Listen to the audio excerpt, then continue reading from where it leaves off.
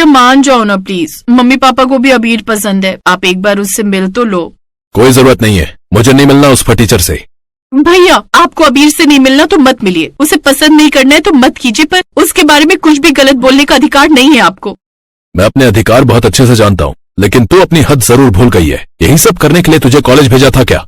क्या क्या गलत किया है मैंने, बताइए। आपने भी तो शाइना भाभी से लव मैरिज ही की थी ना, तो फिर मुझे अपना जीवन साथी चुनने का हक क्यों नहीं है, बताइए।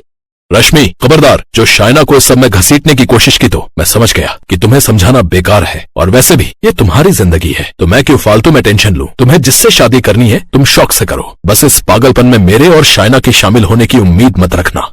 ये कहकर रोहन गुस्से में वहाँ से चला गया। रोहन और रश्मि सगे भाई बहन थे। इनके पिता किशोरीलाल का अपना बिजनेस था, सब कुछ ठीक ही चल रहा था, लेकिन बस तब तक जब तक कि रश्मि ने अपने दिल की बात अपने भाई को नहीं बताई थी।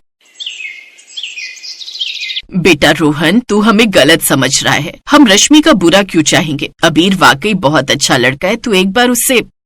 बस करो माँ, उस लड़के की औकात हमारे चपरासी जितनी भी नहीं है, और आप लोग उसे इस घर का दामाद बनाने के बारे में सोच रहे हैं। मैं आप लोगों को रोकूंगा नहीं, लेकिन मैं इस शादी में शामिल नहीं होऊंगा, ये बात साफ है।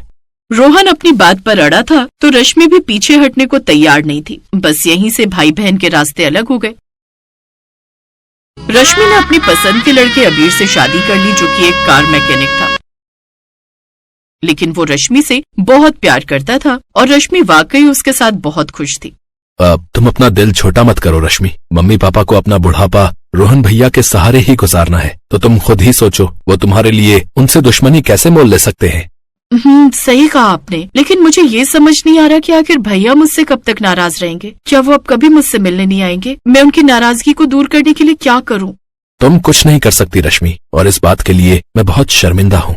नहीं नहीं नहीं, आप ऐसा मत सोचिए। आपसे शादी करने का फैसले पर मुझे कभी अफसोस नहीं हुआ और ना ही कभी होगा, और मुझे इस बात का भी पूरा विश्वास है कि आज नहीं तो कल रोहन भैया को मेरी याद जरूर आएगी और वो मुझसे मिलने जरूर आएंगे।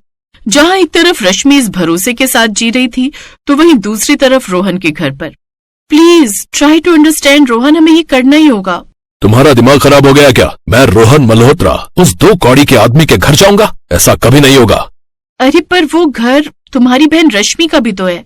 माना कि उसने तुम्हारी मर्जी के खिलाफ जाकर शादी की, लेकिन अब बस करो, अब आपको जाकर उससे मिलना ही होगा। ये बहुत जरूरी है, समझे ना? शाइना के आगे रोहन की एक नहीं चली, और इतने सालों बाद आखिरकार वो अपनी बहन रश्मि से मिलने उसके घर जाने के लिए तैयार हो गया। और फिर उसी शाम। हेलो रश्मि, कैसी हो? जी मैं ठीक हूँ, पर सॉरी मैंने आपको पहचाना नहीं। मैं शाइना बोल रही हूँ रश्मि, तुम्हारी भाभी। भाभी? आप क्या सच में आप ही हो? मुझे तो यकीन ही नहीं हो रहा। अब रश्मि, तुम्हारे भैया तुम्हें बहुत याद करते हैं। अच्छा, इतना याद करते तो मुझे कभी फोन क्यों नहीं किया? इतने साल हो गए उन्हें देखे, और मम्मी पापा, अब तो उनकी भी कोई खबर नहीं। वो मम्मी पापा अब नहीं रहे। 3 महीने पहले उनका एक्सीडेंट हो गया था।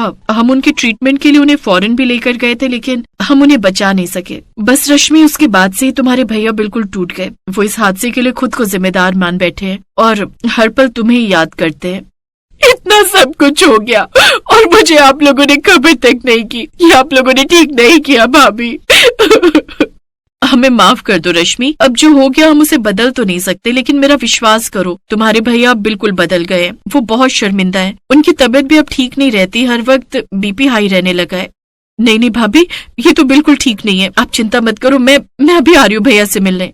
रुको रश्मि, मैं सोच रही थी कि हम ही आ जाते तुमसे मिलने, अगर तुम्हें ठीक लगे तो।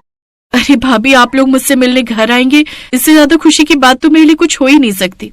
तो फिर ठीक है, तुम मुझे अपना एड्रेस मैसेज कर दो, हम लोग कल ही तुम्हारे घर आ रहे हैं।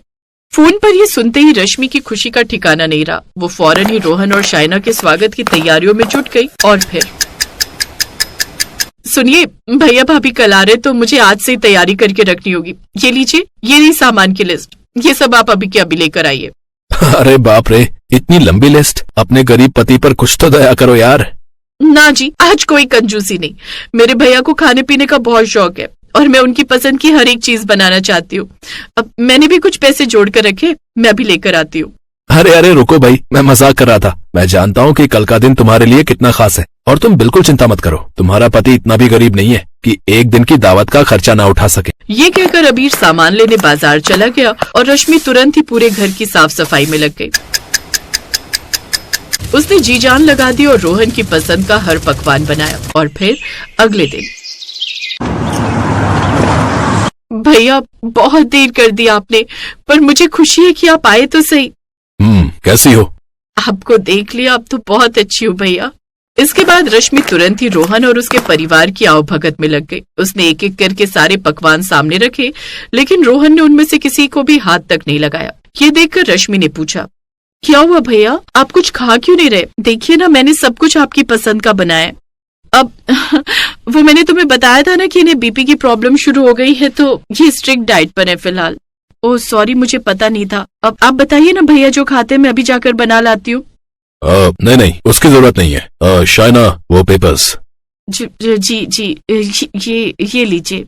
ये कहकर शाइना ने अपने पर्स से कुछ पेपर्स निकालकर रोहन के हाथ में रख दिए, जिन्हें रश्मि की तरफ बढ़ाते हुए रोहन ने कहा, रश्मि, मैंने तुम्हारे साथ गलत किया, लेकिन अब मैं अपनी गलती का प्रायश्चित करना चाहता हूँ। मैंने गांव की हमारी पुश्तैनी प्रॉपर्टी तुम्हारे नाम करने का फैसला किया है, जिसके लिए मुझे इन पेपर्स पर तुम्हारे साइन चाहिए। नहीं भैया, इसकी कोई जरूरत नहीं है। ये कहते हुए रश्मि उन पेपर्स को रोहन को लौटाई रही थी कि तभी रोहन की बेटी ने कहा, बुआ जी प्लीज आप इन पेपर्स पर साइन कर दो ना। अगर आप इन पर साइन नहीं करोगी तो मम्मा का सारा प्लान फेल हो जाएगा। वो गांव का बड़ा सा घर वो पापा को चाहिए, आप उन्हें दे दो ना प्लीज। रश्मि ने फौरन उन पेपर्स को ध्यान से पढ़ने लगी और फिर कुछ देर बाद, तो ये है आप लोगों की सच्चाई। मम्मी पापा ने हमारा पुश्तैनी घर बहुत पहले ही मेरे नाम कर दिया था, और ये बात आप लोगों ने कभी मुझे पता ही नहीं चलने दी। और आज भी आप लोग मुझसे मिलने नहीं बल्कि धोखे से मुझसे ये प्रॉपर्टी हथियाने आए। अरे एक बार सामने से कह कर तो देखते भैया, मैं खुद ही ये सब आपको दे देती। भीख नहीं चाहिए थी मुझे तुम भिखारियों से। तुमने जो किया उसके बाद तुम्हें एक फूटी कौड़ी नहीं मिलनी चाहिए थी। मैं आखिरी टाइम तक मम्मी पापा को समझाता रहा कि वो गलत कर रहे हैं, लेकिन नहीं, रो रो कर बिस्तर पकड़ लिया और फिर मर भी गए। लेकिन मेरी बात न मानने की तो जैसे कसम खा रखी थी उन्होंने। क्या इसका मतलब मम्मी पापा का एक्सीडेंट नहीं हुआ था? भाभी आपने मुझसे झूठ बोला। रश्मि के सवाल का शाइना के पास कोई जवाब नहीं था, लेकिन रश्मि अब सब समझ चुकी थी। फिर कुछ पल सोचकर उसने उन पेपर्स पर साइन किए और उन्हें रोहन की तरफ बढ़ाते हुए बोली, ये लीजिए, उम्मीद है कि अब आपकी शक्ल मुझे दोबारा कभी नहीं देखनी पड़ेगी। रोहन को जो चाहिए था वो उसे मिल गया था। वो मुस्कुराता हुआ अपने परिवार के साथ वहाँ से चला गया और उसके वहाँ से जाते ही रश्मि ने फौरन सारे पकवान समेटने शुरू कर दिए। ये देखकर अबीर ने उससे पूछा, रश्मि तुम ठीक तो हो ना? और ये सब कहाँ ले जा रही हो? गरीबों को खिलाने। हो सकता है कि मेरे ऐसा करने से भगवान मेरे भैया को माफ कर दे और मेरे मम्मी पापा की आत्मा को शांति मिल सके। नागपुर में जगमोहन अपनी पत्नी और 2 बच्चों के साथ रहता था। उसका एक बेटा नीरव और बेटी दिव्या थे। उन दोनों भाई बहन में बचपन से ही बड़ा प्यार था। वो दोनों साथ में मिलजुल कर रहते थे। दोनों भाई बहन की ग्रेजुएशन पूरी होते ही वो एक बड़ी कंपनी में नौकरी करने लगे।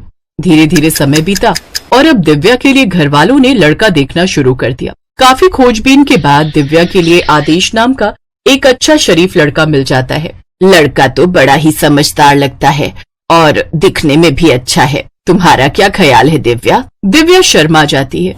सबको उसका जवाब मिल जाता है। फिर सबकी रजामंदी से उनकी शादी हो जाती है। दिव्या के ससुराल में उसके सास ससुर नहीं थे, जिस कारण आते ही घर की सारी जिम्मेदारियां उसने संभाल ली। इधर आदेश सारा दिन ऑफिस में काम करता तो वहीं दिव्या घर संभालती और छुट्टी वाले दिन दोनों मिलकर बाहर घूमने जाते हैं। कुछ समय बाद दिव्या ने एक प्यारी सी बेटी को जन्म दिया। उसके आने से उनके परिवार में खुशियां और भी बढ़ गई। लेकिन फिर एक रोज आदेश की अचानक ही नौकरी छूट जाती है और काफी ढूंढने के बाद भी उसे कहीं नौकरी नहीं मिलती। मुझे तो बहुत चिंता हो रही है जी, अब क्या होगा? घर खर्च चलाने के लिए अब हमें अपनी सेविंग तोड़नी पड़ रही है और ऐसे ही चलता रहा तो हमारी तो सारी सेविंग ही खत्म हो जाएगी। तुम देख तो रही हो दिव्या, मैं अपनी पूरी कोशिश कर रहा हूँ कि मेरी जल्द से जल्द नौकरी लग जाए। मैं अपने भाई नीरव से इस बारे में बात करती हूँ, अब वही हमारी मदद कर सकता है। दिव्या नीरव को फोन करके उसे सारी बात बताती है। सच में भाई हम बड़े परेशान हैं। काफी समय हो गया इनको नौकरी ढूंढते हुए, लेकिन इन्हें कहीं नौकरी नहीं मिल रही। डोंट वरी दीदी, मैं पूरी कोशिश करूंगा कि जीजा जी की नौकरी लग जाए, आप परेशान मत हो। ये कहकर नीरव फोन रख देता है और अगले दिन अपने बॉस से कंपनी में वैकेंसी की बात करता है। देखो नीरव, तुम हमारे एक होनहार एम्प्लॉय हो, लेकिन सच कहूं तो इस वक्त मेरे पास पूरा स्टाफ है। मैं जबरदस्ती किसी को भी भर्ती करके अपने ऊपर बेफालतू का खर्चा नहीं बढ़ा सकता। No problem sir. फिर नीरव ने अपने कई दोस्तों से भी अपने जीजा की नौकरी के लिए बात की, लेकिन कहीं भी बात नहीं बनी और आखिर में नीरव दिव्या को फोन करके बताता है, दीदी मैंने जीजा जी के लिए कई जगह पर बात की, लेकिन कहीं भी बात नहीं बनी। वो क्या है ना, इस वक्त कहीं भी नौकरी नहीं है। अच्छा, अब इन्हें मजबूरन ही कोई छोटा मोटा मजदूरी का काम ही करना पड़ेगा। वैसे दीदी, आपको किसी भी तरह की कोई आर्थिक मदद की जरूरत होगी तो आप बिल्कुल भी मत शर्माना, आप मुझसे बेझिझक कहना। अब आदेश को मजबूरी में एक फैक्ट्री में मजदूरी का काम ही करना पड़ता है, लेकिन उसकी तनख्वाह कुछ ज्यादा नहीं थी, जिससे बड़ी मुश्किल से घर खर्च चल पा रहा था। उधर नीरव का प्रमोशन हो जाता है और अब उसकी माँ आशा देवी नीरव के लिए लड़की देखने लगी। फिर एक अमीर घर की लड़की शिवन्या को आदेश पसंद आ जाता है और वो इस शादी के लिए हाँ कर देती है। दहेज में नीरव को 60 लाख नगद, एक गाड़ी और जरूरत का सारा सामान मिलता है। शादी के कुछ समय बाद एक रोज दिव्या नीरव को फोन करती है, भैया आदेश जी पर बहुत कर्जा हो गया है, वो फैक्ट्री में ओवरटाइम करके भी इतना नहीं कमा पा रहे, मुश्किल से 13,000 ही बन पा रहे। अब तो मेरा घर चलाना भी मुश्किल होता जा रहा है, क्या तुम मुझे 25,000 रुपए उधार दे सकते हो? दीदी मैं कुछ देर में ही तुम्हारे अकाउंट में 50,000 डलवा दूंगा। थैंक यू भाई, एक तुम ही हो जो हमारे इस बुरे समय में हमारी मदद कर रहे हो, नहीं तो इनके सभी रिश्तेदारों ने हमसे मुंह फेर लिया है। जब ये अच्छा कमाते थे तो सभी रिश्तेदार इनके आगे पीछे घूमते थे, लेकिन अब तो कोई भी इनको नहीं पूछता। दीदी आपको जब भी पैसे चाहिए होंगे तो आप बस मुझे बता देना। ये कहकर नीरव फोन रख देता है, लेकिन पीछे खड़ी उसकी पत्नी शिवन्या को ये बात अच्छी नहीं लगती थी। वो नहीं चाहती थी कि नीरव दहेज में मिले पैसे या अपनी सैलरी में से अपनी बहन को कुछ भी पैसे दे। फिर वो नीरव से कलेश करना शुरू कर देती है, आखिर जरूरत क्या है तुम्हें अपनी बहन को पैसे देने की? जब देखो हर बार उसका एक ही रोना लगा रहता है। मुझे तो लगता है वो ये सब झूठ मूठ का नाटक करती है ताकि तुम उस पर तरस खाकर उसे पैसे देते रहो। अच्छे से जानती हूँ उनकी नजर 60 लाख निकलवाने की होगी। तुम अपनी जुबान पर लगाम लगाओ। जीजा जी की नौकरी जाने के बाद उनकी हालत खराब हो गई है, इसलिए वो मुझसे मदद मांगती है, और अगर ऐसे में मैं उनके काम नहीं आ सका तो मेरा भाई होना ही गलत है। तुम ना सच में बड़े ही भोले हो। अरे तुम्हें अपनी बहन की चालाकी समझ में क्यों नहीं आती? वो बस तुम्हें लूट रही है। तुम्हें मेरी बहन के बारे में ये सब बोलने से पहले 4 बार सोचना चाहिए। और हाँ, मैं उन्हें पैसे दहेज में मिले पैसों से नहीं बल्कि अपनी सैलरी से देता हूँ। अब तुम अपने काम से काम रखो और इस समय ना ही पढ़ो तो बेहतर होगा। नीरव शिवन्या की बातों को नजरअंदाज कर देता है। ऐसे ही समय बीतता है। एक रोज दिव्या आदेश और टिया के साथ मायके आती है। दिव्या तो अपनी भाभी से अच्छे से बात करती है, लेकिन शिवन्या उससे उखड़ी उखड़ी रहती। कुछ देर बाद शिवन्या सबके लिए नाश्ता बनाती है। वो सभी को डाइनिंग टेबल पर मेथी के पराठे, मक्खन और दही के साथ परोसती है। सभी नाश्ता करते हैं। आदेश की प्लेट में रखे 3 पराठे वो खा चुका था। एक और पराठा लेने के लिए वो जैसे ही प्लेट की तरफ हाथ बढ़ाता है, तभी शिवन्या गुस्से में बोलती है, मैंने आपके लिए 3 ही पराठे बनाए थे जो कि आप खा चुके हैं। अब ये पराठे नीरव के लिए हैं, वो आकर इन्हें खाएंगे।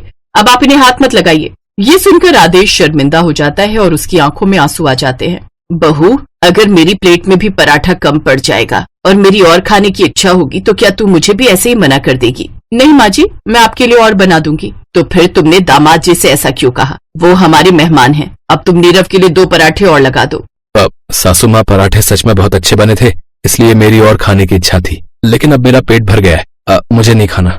बेटा, मैं शिवन्या की तरफ से माफी मांगती हूँ। अब तुम ये पराठे खा लो ना। अपनी सास के बार बार कहने पर आदेश वो पराठे खा लेता है। उधर शिवन्या गुस्से में रसोई में बर्तन पटकने लगती है। फिर नीरव बाहर आता है। अरे माँ, ये रसोई से बर्तन पटकने की आवाज क्यों आ रही है? आपने शिवन्या से कुछ कहा क्या?